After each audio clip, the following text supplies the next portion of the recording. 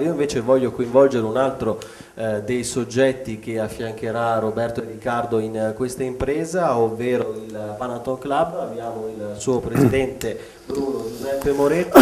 Allora, avete accettato, immagino, di buon grado questa impresa e quale sarà il vostro apporto? Beh, sicuramente, a parte l'amicizia che ci lega Roberto, e conoscendo la sua grande forza e la sua decisione, oggi supportata anche da Riccardo, sono convinto che hanno tutte le capacità per riuscire a questa grandissima impresa. Ma vorrei ritornare anche ad altri elementi con i quali credo si possa fare questo tipo di manifestazione.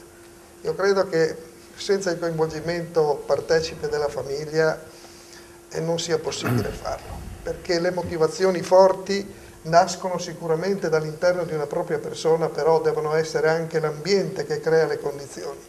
Io credo che questo sia anche uno dei grandi elementi di cui noi panatletici ci cimentiamo. Va bene il valore dello sport, ma dobbiamo inserirlo in un concetto di socialità, di cui la principale espressione è quella della famiglia, della condivisione, dello spirito con cui si fanno queste grandi performance.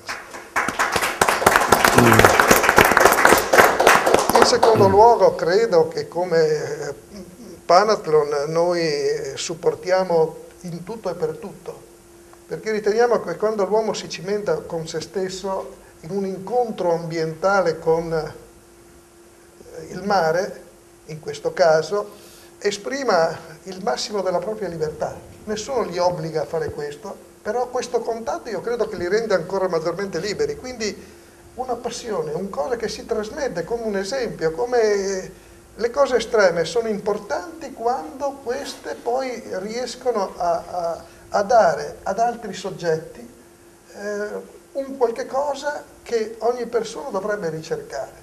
Oggi c'è una scarsità di valori, questi ne hanno in esuberanza, se queste vengono plasmate e spartite nella nostra società, credo che si faccia grandi cose. Il panatletismo ha anche queste iniziative da proporre alla nostra società sportiva innanzitutto, ma anche sociale e umana. Sara, un'altra mail per i nostri ospiti. Ma questa esperienza, oltre all'aspetto sportivo, è utile anche per il sociale? Beh, questa mail ovviamente mi permette di introdurre qui al mio fianco Renzo Partella. Allora, il kayak può essere anche uno strumento di promozione sociale? Ti passo il microfono. Sì, buonasera a tutti. Secondo me il kayak, tutti gli sport fanno parte di questo inserimento sociale. E poi una cosa che noi disabili ci lega a Roberto e Riccardo è il fatto che loro cercano sempre di con queste avventure di trovare nuove emozioni, nuove frontiere e nuovi cos'è che dicevate prima? Limiti. Ecco. Secondo me noi disabili li cerchiamo tutti i giorni i nostri limiti, li incontriamo anche tutti i giorni. Praticamente la nostra vita inizia da una normalità come tutti voi, e un giorno succede, non so, qualcosa, una disgrazia, e tac, ti trovi disabile in carrozzina, magari prima eri corridore, pugile, avvocato, ti trovi in carrozzina. E allora cosa dobbiamo fare? Il dottore prima diceva una cosa bellissima, la dopamina. Che poi il doping viene da quello. Bravo. Allora noi siamo dopati o abbiamo tanta dopamina che riesce a farci cercare i nostri limiti. Perché dopo l'incidente, dopo la malattia, ti trovi in carrozzina a dover conoscere i tuoi limiti. Quali sono i tuoi limiti? Boh, adesso li conosci tu. E noi li conosciamo dalla carrozzina, ogni incidente è diverso da un altro. Allora succede che quando siamo in carrozzina ci troviamo sulle ruote e lì dobbiamo iniziare la nostra nuova vita, con tutti i limiti che ci si trova. Allora possiamo fare tutti gli sport che ci vuole, perché hai detto tu prima, cosa governa un essere umano? Il cervello, la forza di volontà. E allora non ci sono più limiti. Puoi fare tennis, puoi fare basket, puoi fare corsa atletica leggera. Infatti quest'anno la Federazione Italiana, il CIP, ha tantissimi Comitato campione. Italiano Paraolimpico, ricordiamolo per chi non conoscesse la sigla. Grazie. E, cioè, abbiamo tantissimi campioni, molti sono veneti, pochi da San Donà, ma il Veneto. E tutti questi ragazzi cercano proprio il loro limite e ci riescono alla grande.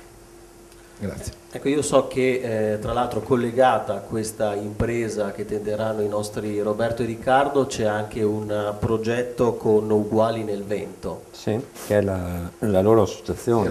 Ce ne parli tu allora, Renzo? Sì, allora tra tutti i limiti che una persona si trova a dover, c'è anche la barca a vela. E io ci sono entrato nel 2007, così per caso arrivavo dal tennis e... Come vede il 2007 è un anno particolare. È un dispari. Ecco, e anche quel 2011 è un dispari. Esatto, Speriamo che sia altrettanto proficuo.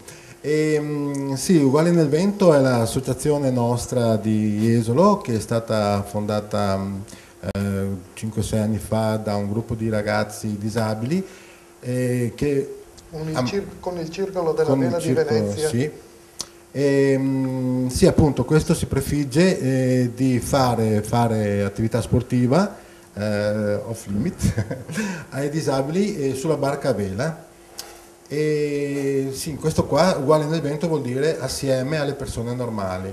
Praticamente allora noi entriamo sulle barche e appunto con un equipaggio formato da disabili e persone normali riusciamo a fare competizioni, fare gite in barca e ognuno non è un peso passivo in barca, ma ha un suo compito, non so, uno al fiocco, un altro alla randa, cioè ogni componente ha un suo compito specifico, chiaramente entra nelle proprie possibilità fisiche, chiaramente, però viene inserito in questo equipaggio e fa parte, è membro di questo equipaggio a tutti gli effetti. È straordinaria la storia di Uguali nel Vento, perché quasi è stata una scommessa allora e una scommessa vinta, perché l'equipaggio di Uguali nel Vento di Venezia ha rappresentato l'Italia alle Paralimpiadi di Pechino. Sì, e noi con cioè inventando, si può dire, un equipaggio, e oggi è lo stesso che viene scelto con qualche spostamento di atleta che parteciperà alle Paralimpiadi di Londra del 2012. Quindi ci sarà tra l'altro un momento particolare, Roberto, con Uguali nel Vento. Ci vuoi dire di che cosa si tratta? Io devo innanzitutto ringraziare Bruno, perché partecipando alle conviviali del Panathlon a Caorle l'estate scorsa ho conosciuto loro. Poi non so se sono stato... fu Moretto. Sì, non so se sono stato educato o meno, so che a un certo momento mi sono alzato dal mio posto, mi sono seduto là e ho detto ragazzi andiamo in mare assieme, perché mi ha veramente colpito questo. La traversata che dicevo prima da Cittanova, da Novigrad a Caorle, è in occasione di nuotiamo insieme, e l'idea è quella che loro, partendo da Venezia, a un certo momento ci aggancino in mare per arrivare assieme a Caorle. Quindi questo legame con Uguali nel Vento, con l'associazione Alba Chiara qui di San Donà, quindi proprio a sostegno della loro attività. Assessore Teso, pronto ad accogliere poi Roberto e Riccardo per una premiazione in pompa magna quando ci sarà la certificazione, incrociamo le dita, di questo record. Non facciamo gli auguri perché in mare non si fanno. No, ma giudice. Io Giovanni ti coinvolgo perché, come sai, un mese fa o poco più, a San Donà tutti gli anni si tiene la serata al merito sportivo e mi augurerei di avere ospiti d'eccezione i due nuovi, scusate vado un po' oltre, i due nuovi recordman, perché sarebbe una degna cornice sia per noi ma credo anche per loro, insomma, al Palazzetto dello Sport, perché ormai è stato deciso che le faremo sempre lì, è la casa naturale di chi fa sport e io credo che anche se uno sport è al limite è comunque sport, insomma. Non avranno o avranno poco seguito, ma insomma, credo che loro si mettono in gioco e questo è giusto poi premiare questa loro volontà, per cui li attendiamo lì.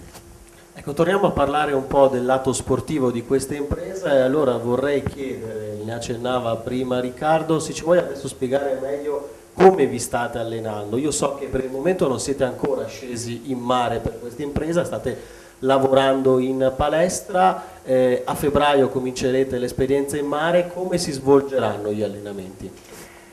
Gli allenamenti sono quotidiani. Durante la settimana fondamentalmente ci dedichiamo alla preparazione atletica in palestra per il potenziamento e il rinforzo degli arti superiori soprattutto, e poi con la corsa a piedi, che è esercizio base per l'incremento delle capacità aerobiche, quelle di cui parlavamo prima.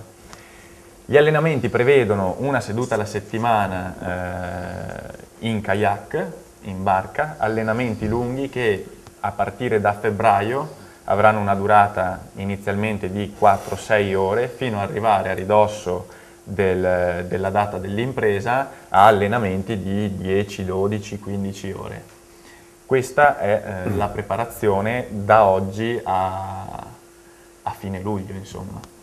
Chiederei invece a Roberto di... Beh, innanzitutto Roberto ti volevo domandare, nel momento, ne accennavamo prima, in cui ci sarà inevitabilmente una crisi fisica durante quelle 30 ore, dal punto di vista psicologico come si supera questa crisi? E poi mi piacerebbe, ne parlavamo l'altro giorno, ovviamente non davanti alle telecamere, però mi ha illustrato le insidie che ha il mare Adriatico, questo problema delle onde, come si affrontano. Credo che sia un argomento interessante, se ce lo vuoi illustrare. La stanchezza, diciamo che in un K2 sei un momentino agevolato rispetto a un K1, nel senso che è difficilissimo che quel momento di stanchezza colga entrambi nello stesso momento. Sul primo filmato, non so chi ci ha fatto caso, c'è stato un passaggio in quelle immagini notturne dove Massimo a un certo momento con la testa andava giù e le braccia si muovevano per inerzia. Allora, queste crisi ci sono e arrivano, soprattutto nel periodo dopo l'1:30, 2 di notte, far arrivare le 4:30, 5 che comincia a albeggiare è lunghissima. Tu mi dicevi che quando vedete la prima luce del sole, Ti allora lì le crisi passano. Ti dimentichi della fatica. Durano, almeno per le 2 esperienze notturne che ho fatto io, quelle 20 minuti, mezz'ora. Ti fanno male le spalle, ti fanno male le mani, ti fanno male per tutto, i tendini. E lì deve subentrare il cervello e la capacità è quella di saper reggere quella pressione. Quando ritorna la luce, l'esperienza che ho avuto io, ti dimentichi di tutto perché il traguardo è più vicino, quindi ci devono essere delle fortissime motivazioni che ti fanno proseguire, insomma. Il problema invece delle onde?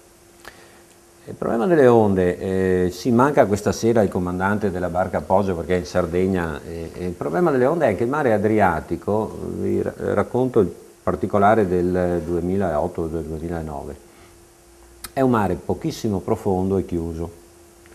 Nella parte italiana credo raggiunga i 20-25 metri di profondità e una decina di metri in più nelle acque croate e slovene.